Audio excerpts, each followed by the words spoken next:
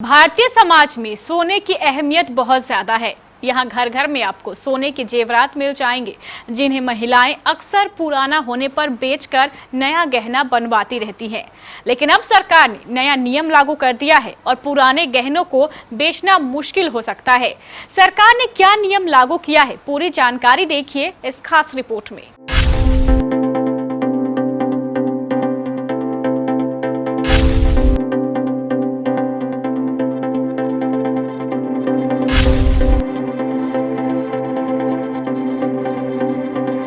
सोना केवल आभूषण नहीं बल्कि जमा पूंजी है।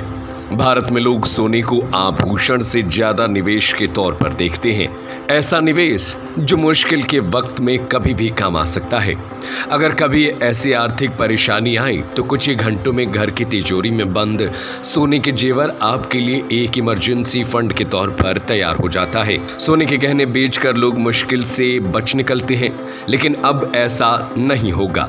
सरकार ने सोने के गहने खरीदने से लेकर बेचने तक का नया नियम बदल दिया है।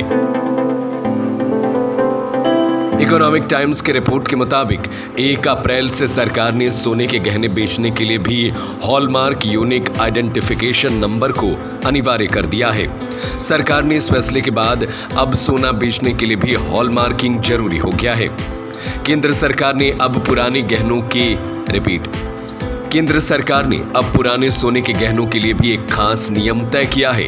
नए नियम के मुताबिक आप बिना HUID के गहने बेच नहीं पाएंगे।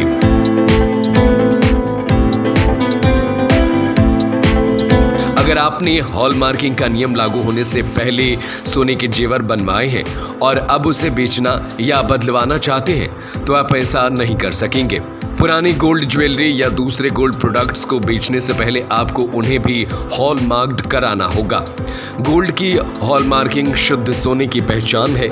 सोना कितना शुद्ध है ये हॉलमार्क देखकर आप पता कर सकते हैं।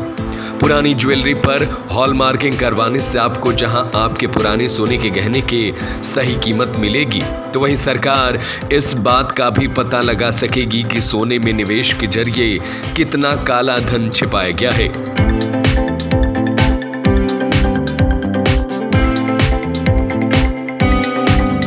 सरकार ने इसी मकसद से 1 अप्रैल 2023 से देश में सोने के सभी गहनों और गोल्ड प्रोडक्ट्स पर हॉलमार्क यूनिक आइडेंटिफिकेशन को अनिवार्य कर दिया है।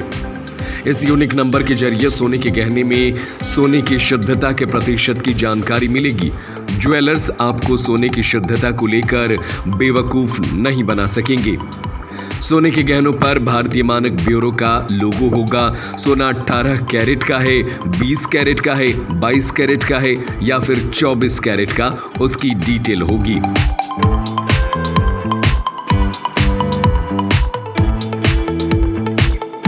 अगर आपके गहने में पहले से हॉलमार्किंग है तो आप आसानी से बेच या बदल सकते हैं, लेकिन यदि आपकी ज्वेलरी में ये मार्क नहीं है तो बेचने या बदलने से पहले आपको हॉलमार्क करवाना होगा। पुराने जेवरों में हॉलमार्किंग कैसे करवाए, इसे लेकर भी नियम है। इसके लिए आपको अपनी पुरानी ज्वेलरी को लेकर BIS से रजिस्टर्ड ज्वेलर के पास जाना होगा।